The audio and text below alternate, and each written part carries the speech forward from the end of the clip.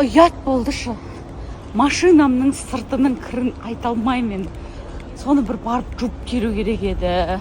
Қазірде уақыт болмай тұр. Сырттан көрген адамдардан ұят екен бар ғой мә. Машинасы соншалықты лас па деп. Кстати, сестрам келгелі. Бұрын төсегімнің үстін шаппай жіберетінмін ғой.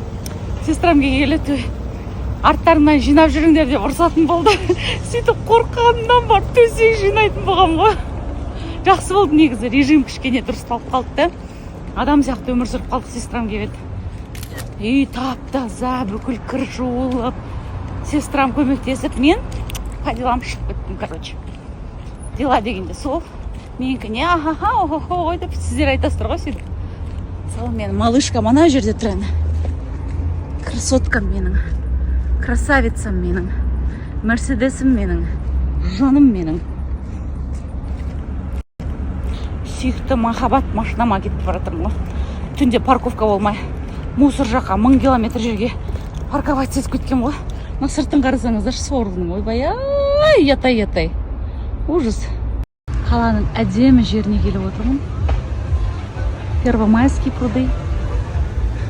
Красота. Құрбыларымды күтіп тұрмын. Бүгін осы жерде боламыз. Қараңыздарында судандай аттракциондар бар разный. Бұған купальник керек шығар, наверное, үстіміздің бәрі су болады енді. Мен жақындатып көрсейші. Қаладан қашып кеттім ғой. Надоел болып кетті. Күнде ақшада таунхаусқа біресе анаусына, біресе мынаусына. Шаршап кеттім ғой. Мен өзім барып стройканы көтеріп жүрсем де әйтеуір ана жағадан, мына жағадан. В общем, вопростар ақшасы шешілмейді ғой сонымен. Надоел дедім, кеттім дедім да. Красота жерге келдім ғой.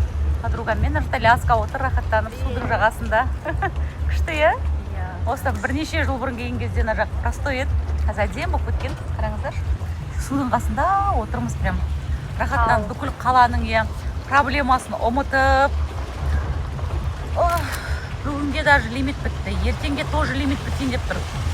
Ертең арғынге тоже лимит бітсін деп тұр. Сондай әңгіме. Аясында бізде Дина досымен Лязат. Лязатқа подарка жасайын деп жатырмын. Подарка дегенде өзінің сұрауы бойынша.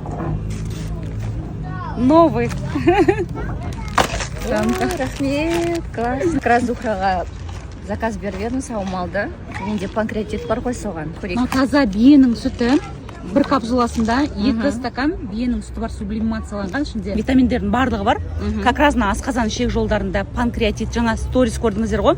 Салған подписчицам жазған, ара жүр. Подписчицам жазған. Өтіндегі тасы 3,2 миллиметр болған. Миллиметр ма қандай? Короче, в общем, кішкентай болған, сол 0,40 болған. Кішірейген.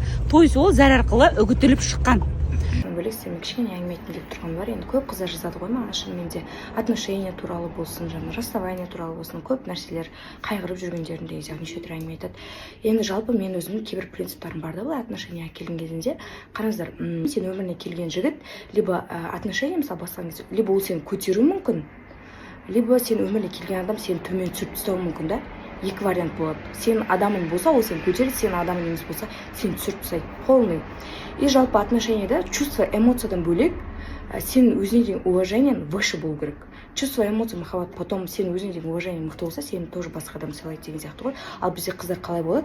Прям беріліп кетеді отношенияға. Қатты чувство, эмоциясын биік қойып, өзін кейінге қалдырып қояды да. И сен өмірінде, мен ойлаймын, ешқашан адамды жоғалтудан қорықпау керек. Сен өзіңді жоғалтып алудан қорқу керек сияқты. Сен өзіңді жоғалған моментте сен қасындағы адамның алдында абыройың ешқандай қалмайды.